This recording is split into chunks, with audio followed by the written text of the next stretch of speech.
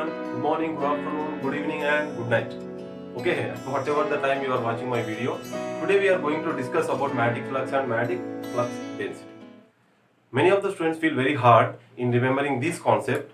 I will explain you very easily so that you can remember it for so much time and you can get good marks in the exam. This is very important topic. Even this same concept will be there in your intermediate also. So this concept I am going to explain for the 10th class students. Okay, fine. So let us discuss about magnetic flux. Before that, we know the horseshoe magnet, as in that this is a U-shaped magnet,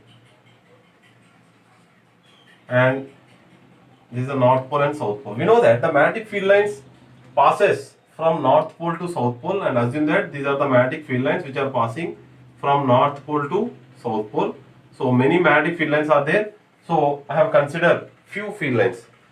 Okay, so do you understand now? So observe this diagram. From this diagram, from this, I consider these magnetic field lines and I will draw on the board like this. So assume that these are the magnetic field lines.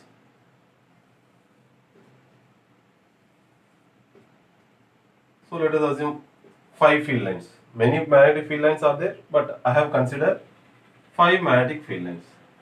Okay, is it clear now? Fine. So these are the magnetic field lines which come from magnet. I have drawn already. Suppose if I consider a book, assume that this is a book, or if I consider my hand also, so I am taking book over here. If I place my book like this, we know that, assume that this is a magnetic field line and both are, you observe both are perpendicular to each other, right?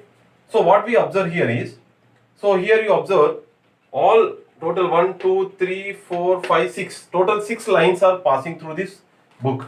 So perpendicular means if I make this pen, these magnetic field line to pass through the book, definitely it will pass through the book. Okay, suppose if you consider some more magnetic field lines here. So what happens, what we observe here is maximum total out of 8 maximum field lines are passing through this book. So assume that this is a book. And what is the area of the book? This is the area of the book, right? So this is the area of the book, this entire part. So and observe here, magnetic field lines are in this direction. Area is also in this direction.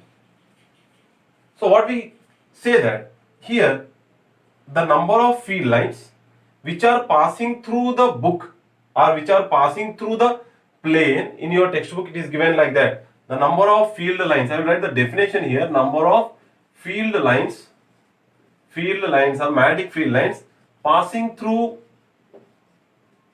a plane.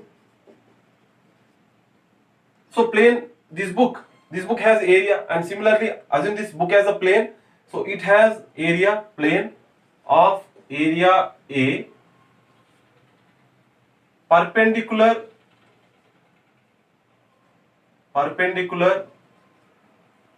to the field line. See here, these both are perpendicular to each other. Perpendicular, this word you have to remember very, this is very particular about this word.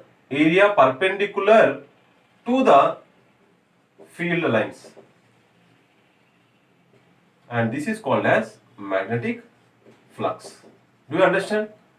The number of field lines passing through a plane of surface area perpendicular to the field lines, and that is called as magnetic flux. And this magnetic flux is denoted with a symbol. This is called as phi, Phi, and this is a Greek symbol, Greek letter. It is represented with the letter phi. So magnetic, that is called as magnetic flux. Magnetic flux. So number of field lines passing through a plane perpendicular to the field, and this is known as magnetic flux, and it is noted with the letter phi, and this is a Greek symbol. Now coming to the next topic, this is very important. You have to remember. So here, this is the area of the plane and these are the magnetic field lines, and we can call it as, in your textbook if you observe, it is denoted with letter B. So magnetic field or magnetic field lines are denoted with the letter B. So with this, what we can write? Flux formula I can write phi is equals to B into A. This is the formula of magnetic flux. Now look at your textbook. If you look at in your textbook, so what you can observe that, what is the SI unit? Very important. So SI unit of magnetic flux is, the SI unit of magnetic flux is Weber. You may get that. Weber means this is the SI unit of flux. Yes, okay, fine. Suppose if I ask, if you get some question in exam, how many field lines passes through this area that is equal to 1 Weber, right? That is also very important. That is not given in your textbook, but you have to remember. So 1 Weber is equals to 10 to the power of 8 field lines. If 10 to the power of 8 field lines passes through this plane, that is nothing but equal to 1 Weber. Okay, right now. And if you observe here, in your, so 10 to the power of 10 to the power of 8 lines of force, we can call it a field lines of force. This is the value. Remember, this is very important. So 1 Weber equals to 10 to the power of 8 field lines of force. Now, if you look at your textbook, so underline all the points which are given in your textbook, because I am going to explain in detail so that there is no chance that even a single question can be missed and you can get maximum score in electromagnetism. Suppose, and next one is here. So we learned about what is the formula for the flux. So formula for the flux is phi is equals to B into A. And very important thing, and the next topic is magnetic flux. Magnetic flux depends on how many factors? So magnetic flux nearly it depends on 3 factors. Remember that. First one is area of the plane. Area of plane. Okay. So magnetic flux depends on area of the plane. And next, second one, magnetic flux depends on magnetic field strength. Write down all these points. Magnetic field strength. And next, the third one, magnetic flux depends on the angle of the surface.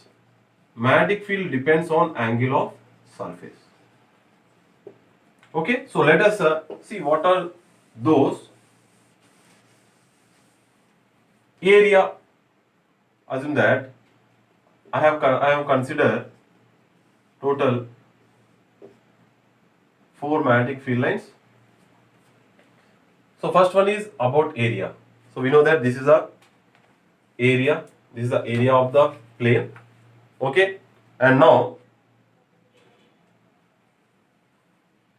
if you take a smaller surface area object and if you take a bigger area book or any plane, what we observe is here, from this book only 2 magnetic field lines are passing, and from this book all the magnetic field lines are passing. So if more area, more flux, more field lines will be passes, so more flux will be there. That's why that is the first factor of magnetic flux. Next, coming to the magnetic field strength.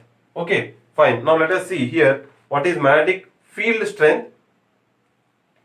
Suppose if I consider same 1, 2, 3 and 4. Let us assume that this is one plane, same size, equal size. I will draw here. So again I will consider here 1, 2, 3, 4, 5 and 6. And size will be same, the height will be same.